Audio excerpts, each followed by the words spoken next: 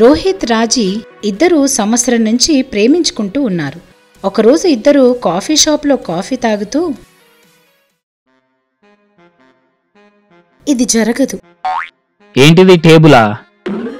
Table కాదు. మరి రెస్టారెంటా?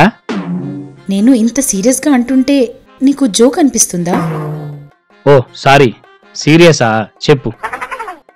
మా నాయన మన పెళ్లికి ఒప్పుకునేటట్టు లేడు. నువ్వేం ఆగంగాకు. మీ అయ్యను ఒప్పించే బాధ్యత నాది. పా, ఇప్పుడే పోయి మాట్లాడదాం. అక్కడి నుంచి రాజీ వాళ్ళ నాన్న శెట్టి దగ్గరకు వచ్చాడు. శెట్టి హాల్లో కూర్చుని టీ తాగుతూ ఉన్నాడు. నమస్తే అంకుల్, నా పేరు రోహిత్. ఇగో డొంక తిరుగుడు ముచ్చట్లు నాకు రావు. ఏదున్నా మొహం మీదనే చెప్తా. నేను మీ అమ్మాయి ఏడాదికెంచి లవ్ చేసుకుంటున్నాం. మీరు ఒప్పుకొని మా పెళ్లి జరిపిస్తే మళ్ళా ఈ దినం వరకు మీ చేతిలో ఓ మనవన్నో మనవరాలనో పెడతాం. ఏమంటారు? నా బ్యాక్గ్రౌండ్ తెలివకొచ్చినట్టున్నావు. ఎట్లొచ్చినావో అట్టనే వెళ్ళిపో, లేదనుకో. లేకుంటే చెప్పుర్రి. లేకుంటే బొందల గడ్డకు పోవాలని చాలా తొందరపడుతున్నట్టున్నావు. సరే, నువ్వు వేసుంటావు నాకు తెలియదు, కానీ నీ ధైర్యం నాకు నచ్చింది. నా బిడ్డనైతే నా మేనల్లునికి ఇస్తా అని మాటిచ్చిన. ఇప్పుడు అదేమో నిన్ను లవ్వాడినా అంటున్నది. నా బిడ్డని నీకు ఇయ్యాలంటే నీ కాడ ఏదో ఒక స్పెషల్ ఉండాలి కదా. అందుకని 6 నెలల్లో నువ్వు ఒక 10 లక్షలు సంపాదించుకరా. నా బిడ్డను నీకు ఇచ్చి పెళ్లి చేస్తా. సరే, నాకు ఊళ్ళో పొలం ఉన్నది, పోయి వ్యవసాయం చేసి సంపాదిస్తా. అక్కడి నుంచి వెళ్ళాడు. రోహిత్కి విక్కీ అనే ఒక అన్నున్నాడు. శెట్టి అతనికి ఫోన్ చేసి ఆస్తంతా అప్పుల్లో పోయింది, ఏం లేదు అని చెప్పి నీకు 10 లక్షలు ఇస్తా అని చెప్పాడు. డబ్బుకు ఆశపడ్డ విక్కీ రోహిత్ రాగానే, భూమి ఎక్కడిది తమ్మి? మన నాయన చేసిన అప్పులకు ఎప్పుడో అమ్మేసిన ఆస్తి అంతా పోంగా ఇగో ఆ డొక్కు కారు, ఈ పాత ఇల్లున్నది. పంపకాల్లా ఆ కారు నీకు, ఈ ఇల్లు నాకొచ్చింది. రోహిత్ ఏం మాట్లాడకుండా అక్కడి నుంచి కార్ తీసుకుని వెళ్ళిపోయాడు. ఒక పార్క్ దగ్గర కూర్చున్నాడు. అంతలోనే రాజీ కూడా అక్కడికొచ్చి జరిగిందంతా తెలుసుకుంది. ఇప్పుడేం చేద్దాం? ఏదో ఒకటి చెయ్యాలి. జాంకాయలండి, జాంకాయలు, దోర దోర జామకాయలు. రాజీకి ఆకలేసి జామకాయలు కొనింది. ఇద్దరూ జామకాయలు తింటూ ఉన్నారు. అంతలోనే రాజీకి ఒక ఆలోచన వచ్చింది. ఐడియా! బ్యాలెన్స్ కావాలనా? ఇప్పుడు ఆ డొక్కు కార్ని మంచిగా చేసి క్యాబ్లక్క తిప్పితే డీజిల్ బొక్క గాని ఒక్కడు కూడా ఎక్కడు. అదట్లా నార్మల్గా ఉంటే ఎవ్వడూ ఎక్కడు. కానీ దాన్ని జామకాయ ఆకారముల్లా మార్చామనుకో, మస్తు మంది ఎక్కుతారు. మస్తుంది ఐడియా. ఆ కార్ని జామకాయ ఆకారంలోకి మార్చి టాక్సీలాగా తిప్పుతూ ఉన్నాడు.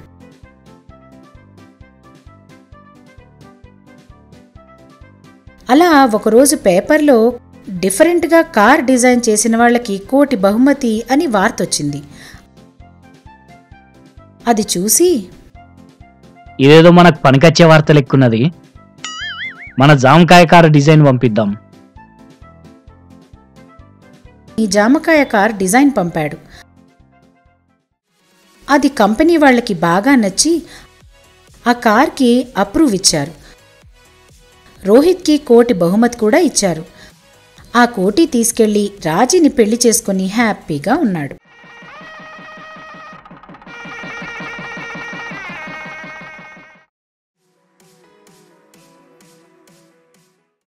తన అత్యాశతో స్వాతి ఎలా కష్టాల పాలవుతుందో ఇంతకు ముందు కథలో మనం చూశాం.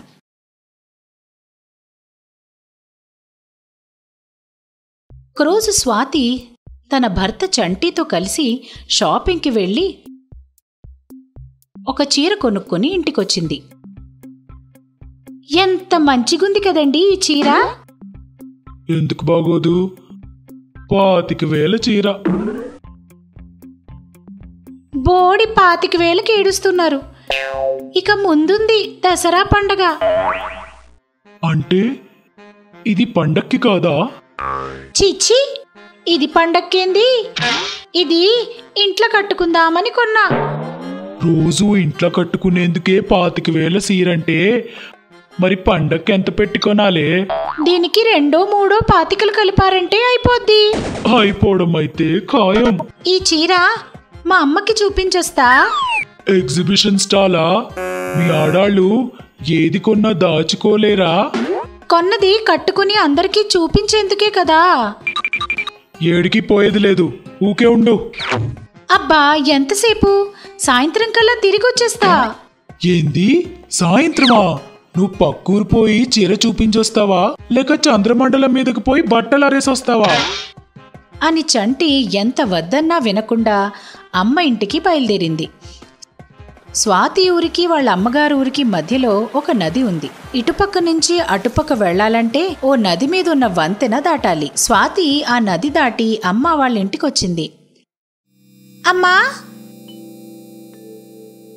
స్వాతి, ఇదేనా రావడం? అవ్వమ్మా, ఇదిగో మీ అల్లుడు నాకు చీర కొనిచ్చాడు, నీకు చూపిద్దామనొచ్చినా.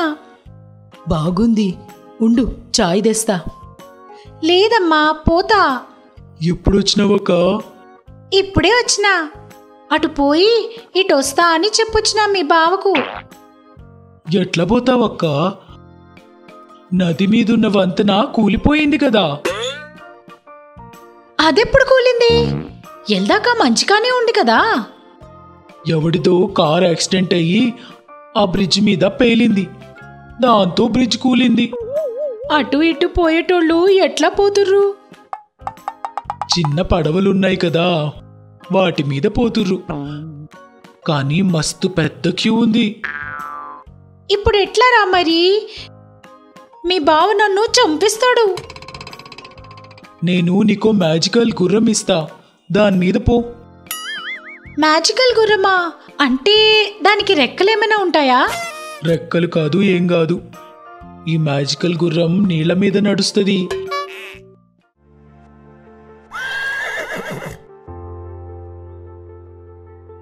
పోయొస్తా మరి.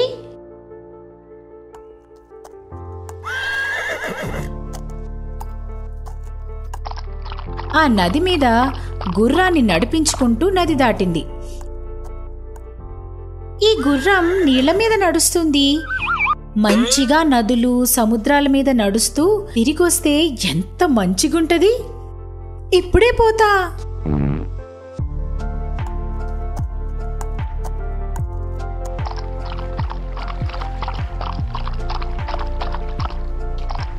ఎంత మంచిగుంది.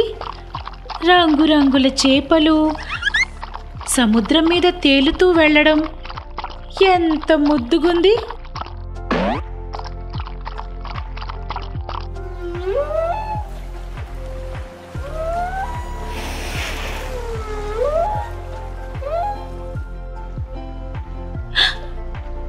ఎంత పెద్దగుంది, మస్తుందిలే. కానీ ఆ తిమింగళం నోరు తెరిచి ఈ గుర్రాన్ని మింగేయడానికి వస్తోంది. అది చూసి భయపడ్డ స్వాతి ఆ గుర్రాన్ని వేగంగా పోనిస్తూ ఉంది.